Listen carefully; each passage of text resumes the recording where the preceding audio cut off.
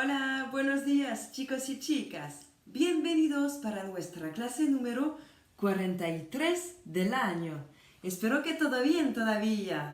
Hola señora, me siento muy bien. Excelente. ¿Qué había que hacer para hoy?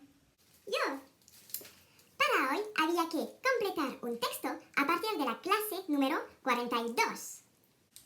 Bien, y según vuestra opinión, ¿cuál era la meta? ¿Cuál era el objetivo de este trabajo personal? La meta era participar en la construcción de la clase escrita sobre la tercera tira del TVO Un día en la vida de Laurita. Sí, perfecto. Y en el documento que está con este vídeo de hoy tenéis la corrección. A lo mejor no se necesita corregir, pero por si acaso. Entonces, ¿qué tenéis que hacer? Pues con el documento tenemos que averiguar o tenemos que verificar nuestro trabajo de copia. O si no hemos hecho el trabajo dado, hay que recuperar la clase. Pero yo lo he hecho. En effet, vous allez commencer par bien vérifier votre dernière trace écrite. Vale, apunto. Bien vérifier que l'on soit à jour dans nos traces écrites. Y luego, ¿qué hacemos, señora?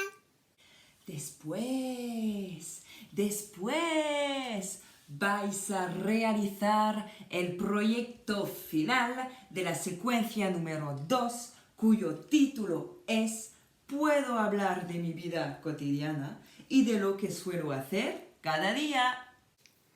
¿Qué? Sí, y vais a ver que no es difícil. Escuchad bien y estad bien concentrados, ¿vale? Vamos para las consignas. La consigna es realizo un tebeo o una fotonovela en que relato mi vida cotidiana. La consigne est je réalise une BD ou una fotonovela. ¿Qué significa una fotonovela, señora? Una fotonovela significa un roman photo. Alors, je ne suis pas sûre que ça vous éclaire plus. En fait, c'est quand on remplace le dessin d'une bande dessinée par des photos. Par exemple, très rapidement, j'ai fait ceci. Voici une vignette. Después del desayuno, me cepillo los dientes en el cuarto de baño. J'ai pris une photo et j'y ai rajouté une petite bulle, un globo. ¡Qué chulo! ¿Y cuántas viñetas? La fameuse question. Je vous dis toujours, ce n'est pas la quantité qui compte, mais la qualité.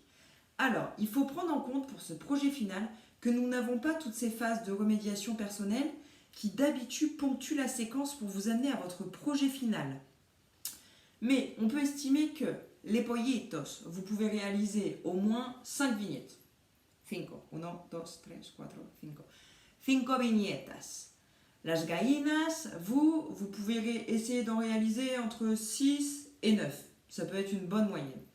Et enfin, las águilas, vous pouvez réaliser au minimum 9 vignettes, puisque de toute façon, vous aviez déjà 10 phrases. Et pourquoi 9 vignettes? Puisqu'en principe, c'est le minimum auquel je veux vous emmener en vous accompagnant en cours.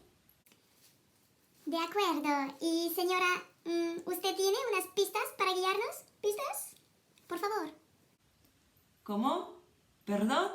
¿Pistas que seguir? Claro que sí. Escucha bien. Primera etapa. Au début de la séquence, nous avons revu l'heure et nous avons également revu le présent de l'indicatif. Mais on a approfondi.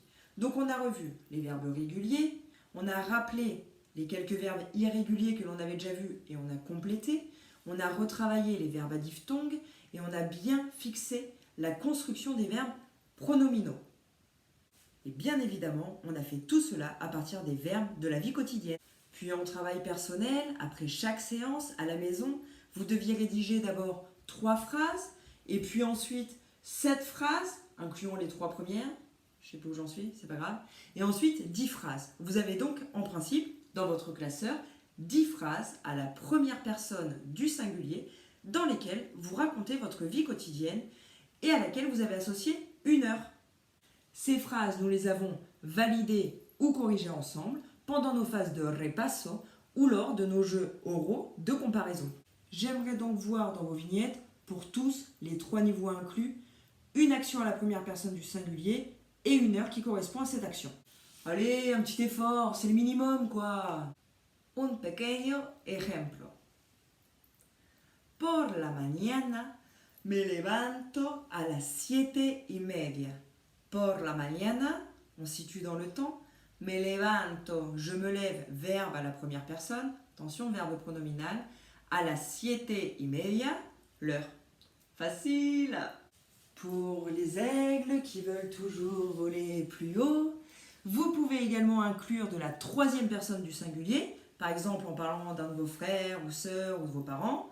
Par exemple, mi hermana se despierta a las 8, por ejemplo. Mais vous pouvez aussi essayer d'introduire une première personne du pluriel, nous, nosotros. Por ejemplo, con mi familia cenamos a eso de las 8. Avec ma famille, nous dînons vers 20h. Vous vous souvenez, las 8 et pas las 20, hein? Non, las 8. Donc, première étape, on retrouve ces 10 phrases et on les relit. Segunda etapa, enriquecimiento lexical. Deuxième étape, enrichissement lexical. Vale. Un poco más difícil, porque es una fase que vais a realizar en autonomía. En quoi ça consiste? Ça consiste à trouver un peu plus de spontanéité, à mettre un peu plus de naturel dans votre discours. Tout simplement pour éviter l'accumulation de phrases telles que a las 6 me levanto, a las 6:15 me visto, a las 6:30 desayuno, a las 7:15 me cepillo los dientes, nanani nanana, ni nani nana. Nanani nanana, ni nani nana, ni nanana, ni nani nana, ni nanana, ni nani nana. Vous voyez, c'est un petit peu chiant. Hein. Alors, on s'amuse et on enrichit tout ça pour que ce soit plus fun. Pour cela, vous pouvez par exemple introduire des périodes. Por ejemplo, por la mañana, entre las 7:30 y las 8:45, camino hasta la parada de autobús. Oh, los lunes tengo clase de matemáticas con el señor Baudouin entre las 8:25 y las 9:20. Et vous pouvez aussi comparer. On a fait ça tout au long de la séquence en utilisant par exemple les expressions antes de o más temprano que et le contraire después de más tarde que. Vous vous souvenez? J'espère, hein? Rien que ça. Mais vous nous prenez pour être super héros. Ah non, mais sérieux, hein? Je rigole pas. Vous en êtes tout à fait capable. Et comme je dis toujours, l'important c'est... D'essayer. Si, l'important c'est d'essayer. Et tout donner, l'important c'est d'y croire. Ne jamais perdre espoir. L'important c'est d'essayer. Tout donner. L'important c'est d'y croire. Sans jamais perdre espoir. Et comme on dit, no hay dos sin tres. Tercera etapa.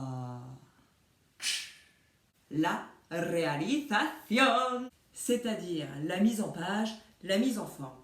Para eso, dos posibilidades. Dos. Primera posibilidad. Vous pouvez tout faire à la main. On sait qu'il y a pas mal d'artistes en 4e, donc c'est le moment de vous exprimer, de faire votre petit avatar et de vous recréer.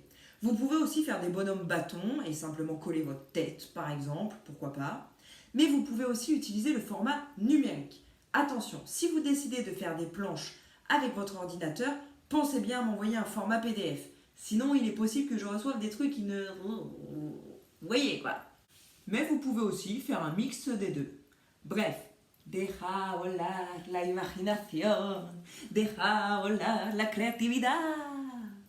Si on fait une estimation temporelle du temps que vous allez passer, si on fait une petite moyenne, j'ai décidé de vous laisser l'équivalent de 3 séances pour réaliser votre projet final et me le déposer sur Pronote, pas par mail, Pronote, dans l'espace prévu à cet effet.